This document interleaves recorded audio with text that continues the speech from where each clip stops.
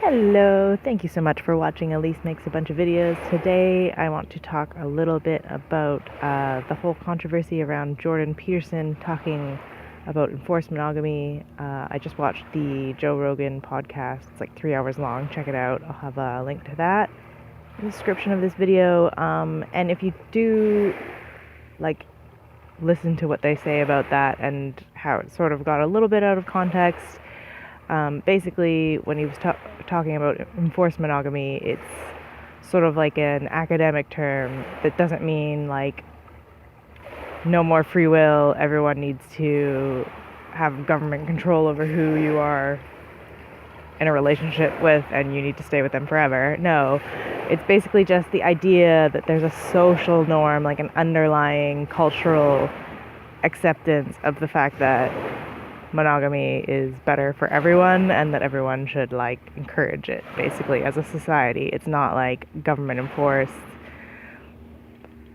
crazy, futuristic, weird, ultra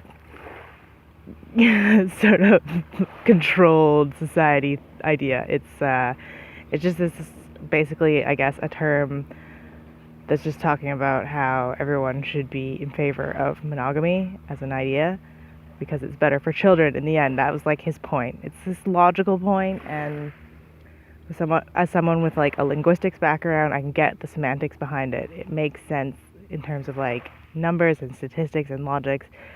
But even then, like, because when I think I did actually see maybe on Facebook or some sort of social media when people were blasting about this whole enforced monogamy thing, and it does, like, when you look at it in print, it looks horrible. Like, what the hell is this guy saying? It basically makes it sound like he thinks women should be forced to, like, stay with men and do not have a choice. But that's, like, not what he was saying at all. Anyways,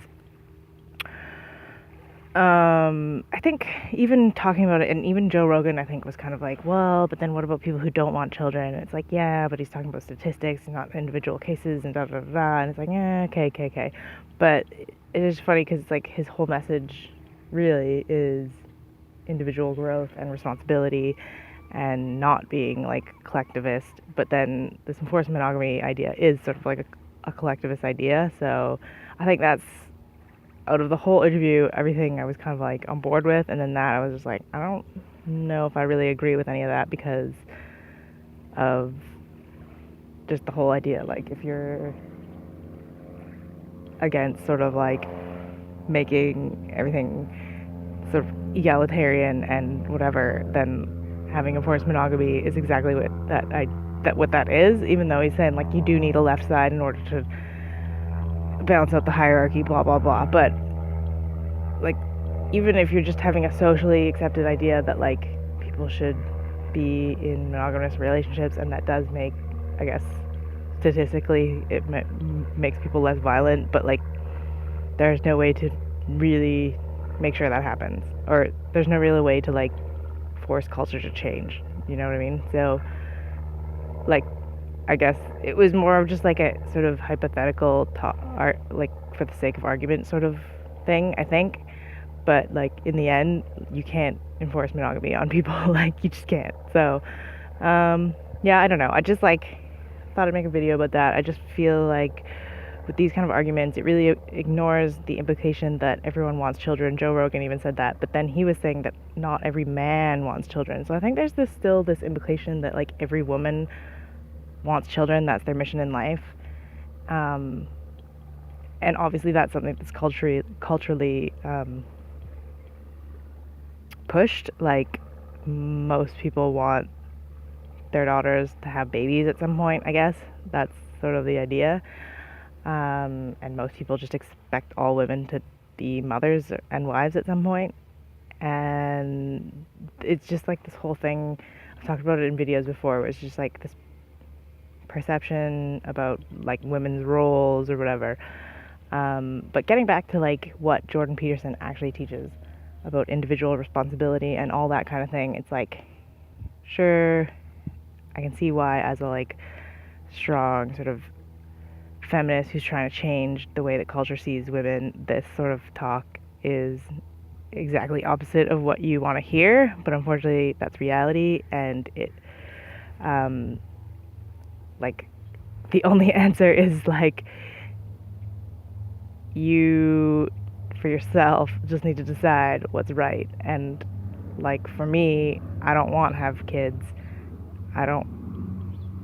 I've basically just come to a place where it's like, the only reason why, and he basically says it in a backwards way, but, like, the underlying point, the whole implication is that, like, you're only staying with people monogamously for a full sort of, like, lifetime or whatever in order to better the life of the children that you have together. So if you're not having children, then you don't need monogamy. That's basically it. But I just think that, like, the world is so overpopulated. Not everyone needs to have children. I think there's this idea that you need to have children, and he even brought it up in a different interview with who was it?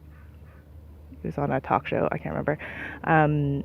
But just say, like, there's so many people who have kids and they don't even like kids, and they don't even like their own kids. And it goes back to this whole thing about personal responsibility. People have kids and they don't want to be responsible parents. It's just like people who have pets, they don't want to be responsible pet owners. People who have houses, they don't want to be responsible house owners. Like, it's just personal responsibility. That's what it comes down to. But unfortunately, that's up to each individual to do. So the other big thing with the controversy behind everyone saying that Jordan Peterson is, like, a huge misogynist or whatever is because he's saying the statistics behind the wage gap argument are wrong, and that's because, you know, females tend to spend less hours at work, and so that's why they make less money, because of motherhood. And so it's interesting because, as someone who's been in, like, sort of like accounting, administration, I definitely do seem to get paid less than a lot of the men, but then they would have more experience and more schooling and stuff like that, generally. So I think all that he was saying with that is that they're not taking that sort of thing into account. So I can see that. And it's really, again, personal responsibility. You got to make sure people pay you what they should, because I do think some people have this idea they don't need to pay women as much, even if the statistics or whatever is not exactly right. But yeah, it's definitely a thing. But yeah, that's my video for today. Hope you enjoyed and are out in the sunshine.